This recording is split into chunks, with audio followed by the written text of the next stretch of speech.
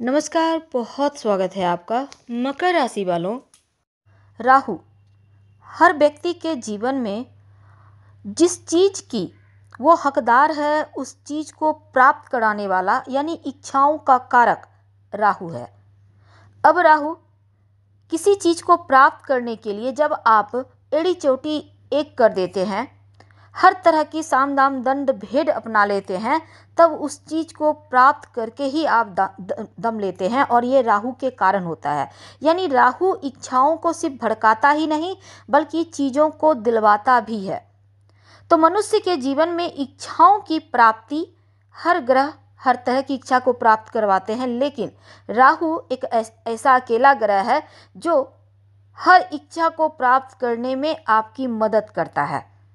राहु हमेशा गलत तरीके से ही धन देता है और देता है तो खूब देता है। राहु कभी कभी व्यक्ति को नशा में भी डाल देता है, पर राहु अभी अगर हम वर्तमान स्थिति की बात करें तो मीन राशि में चल रहे हैं और नक्षत्र परिवर्तन भी करेंगे।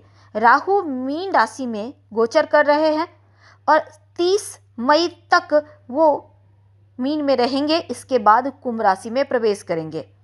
राहु हमेशा पीछे की ओर चलते हैं, वक्री अवस्था में रहते हैं, तो मीन राशि से निकलकर अगर सीधी तौर पे देखा जाए तो बाकी ग्रह मेष में पहुंच जाएंगे, लेकिन राहु कुंभ में आएगा। अब राहु मीन राशि के उत्तरा भाद्रपद नक्षत्र यानी कि शनि के नक्षत्र में गोचर कर रहे हैं वर्तमान में, और शनि राहु के मध्य में जो मित्र का संबंध है, शनि राहु के साथ पिशाच योग भी बनाएंगे 29 मार्च से 18 मई तक। अब जो राहु है वो आपके लिए मार्च के महीने में, चूंकि यहाँ पर देखिए 29 मार्च को जो शनिदेव हैं राहु के साथ आकर पिशाच योग बनाएंगे और राहु मीन राशि में 30 मई तक देवगुरु बृहस्पति के नक्षत्र पूर्वा भाद्रपद नक्षत्र में रहेंगे। तो बृहस्पति का नक्षत्र है, अब बृहस्पति के नक्षत्र में और बृहस्पति की ही राशि में राहु, और अंतिम पड़ाव चल रहा है राहु का। फिर इनका महापरिवर्तन होगा और ये अपने जो मित्र हैं शनिदेव उनके घर कुंभ राशि में चले जाएंगे। तो मीन राशि में जब तक हैं दुखों से मुक्ति दिलाने वाले हैं, लेकिन जब वो मित्र के घर जाएंगे तब पूरी तरह से रिलैक्स हो जाएंगे और राहु जबरदस्त लाभकारी उन्नतिदायी रहेंगे अगले जो आपका 1.5 साल का वक्त है उसमें। लेकिन अभी जाते जाते राहु आपकी लाइफ को कितना बदलेंगे, क्योंकि मीन राशि जो होती है यानी 12वीं राशि है मीन राशि, अंतिम राशि जिसको कहते हैं, ये मोक्ष की राशि है, धर्म की राशि है, मनुष्य के जीवन में सात्विक चीज़ों को दर्शाती है मीन राशि, उनके व्यक्तित्व को दिखाता है। अपने जीवन में अगर अपने स्वार्थ के कारण कुछ गलतियां भी कर लें तो जो देवगुरु बृहस्पति होते हैं उनका प्रभाव से व्यक्ति के अशुभ प्रभाव को कम किया जाता है या वो कम करते हैं। जैसे ही राहु पूर्वा भाद्रपद नक्षत्र यानी कि बृहस्पति के नक्षत्र में प्रवेश करेंगे मार्च के महीने में, तो जो भी अशुभ प्रभाव था वो बहुत हद तक शुभ स्थिति में आ जाएगा, बहुत ज़्यादा लाभकारी रहेगा। लॉटरी, जुआ, सट्टा, शेयर मार्केट, क्रिप्टो करेंसी वगैरह में पैसा लगाए हुए हैं तो आपको यहाँ से लाभ होगा। अगर आप फिल्म इंडस्ट्री, सोशल मीडिया के से जुड़े हुए हैं या फिर आप नशे के काम कर रहे हैं किसी भी तरह का, तो उसमें भी आपको लाभ देगा। टेक्नोलॉजी से जुड़े हैं, साइंस से जुड़े हैं तो छप्पड़ फाड़ सफलता देगा राहु। तो राहु की स्थिति लाभ दिलाने वाला है। राहु स्वयं की इच्छाओं को भी बढ़ाता है और जब आप मेहनत करते हैं उस चीज़ को पाने के लिए तो अत्यधिक सफलता भी देता है। प्रशासनिक क्षेत्र हो या फिर राजनीतिक क्षेत्र हो, आपको छप्पर फाड़ सफलता देने जा रहा है 18 मई तक राहु। हालांकि 30 मई तक पूर्वा भाद्रपद नक्षत्र में रहेंगे तो उस वहां तक आपको शुभ फल मिलेगा। और राहु मीन राशि में चल रहे हैं, इसके बाद वो कुंभ राशि में आएंगे। तो राहु जब 16 मार्च को नक्षत्र परिवर्तन करेंगे तब आपकी लाइफ पूरी तरह से बदल जाएगी, क्योंकि राहु एक तो आपके तीसरे भाव पर ही गोचर कर रहा है और राहु का ये गोचर बहुत अच्छा नहीं होता, लेकिन कुछ परिस्थितियों में थोड़ी परेशानी और रिश्ता बचाने के चक्कर में कुछ खर्च, ऐसी चीज़ें तीसरे भाव का राहु करवाता है। अब एक और चीज़ है, अगर आप कर्ज के चक्कर में फंसे हैं, परेशानी चल रही थी, तब 16 मार्च के बाद आपको राहत मिलेगी। आय भाव को राहु देखेंगे, आपके अंदर घमंड अहंकार को थोड़ा कम करेंगे। आपको खुद भी मेहनत करना है और कैसे आपको फ़ायदा मिल सकता है ये अभी आप विचारेंगे।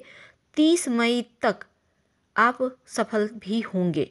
हालांकि वाणी पर कंट्रोल रखें, क्रोध पर कंट्रोल रखें, गलत रिश्तों से आप बाहर स्वयं निकल आएंगे। अगर मन यानी कि समस्या थी, मन की मानसिक टेंशन था, तो अब वो टेंशन भी कम होगा। इसके अलावे अगर किसी के साथ रिश्ते में हैं, विवाह नहीं हो पा रहा, तो आपका अगर आप चाहते हैं तो विवाह हो सकता है।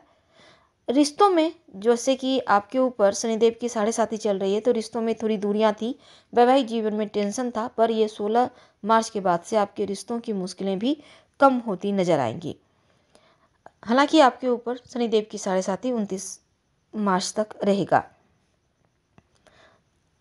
अगर आप कंफ्यूज हैं कि आप किसी के साथ रिश्ते में हैं, रिलेशनशिप में हैं, विवाह करें या ना करें, पर राहु उन कंफ्यूजन से भी निकालेगा और मतभेद को खत्म करेगा।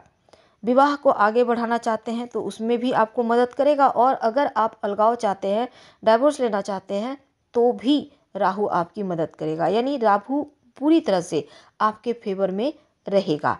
पिता के साथ रिश्तों को बेहतर कीजिए। कोई गलतफहमी है तो उसको संभालिए, सुलझाइए, और भावनात्मक तौर पर भाई बहन के साथ जुड़े रहिए। मानसिक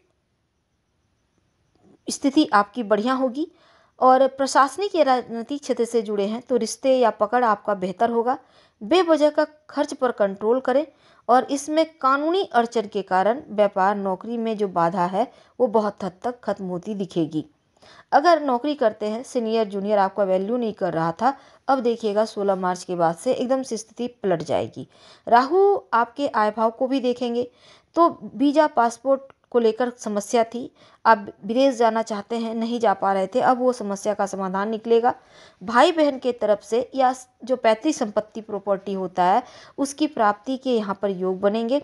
मन की स्थिति बढ़िया होगी, और जीवन में अपनी खुद अगर आप कोई गलती किए हैं तो उससे भी बाहर निकलने के रास्ते मिलेंगे।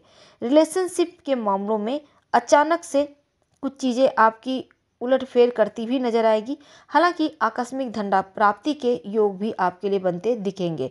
इनलीगल कार्य से धन आने की प्रबल संभावना है, और शिक्षा में बढ़ोतरी के साथ टूटा हुआ रिश्ता एक बार फिर से जुड़ेगा।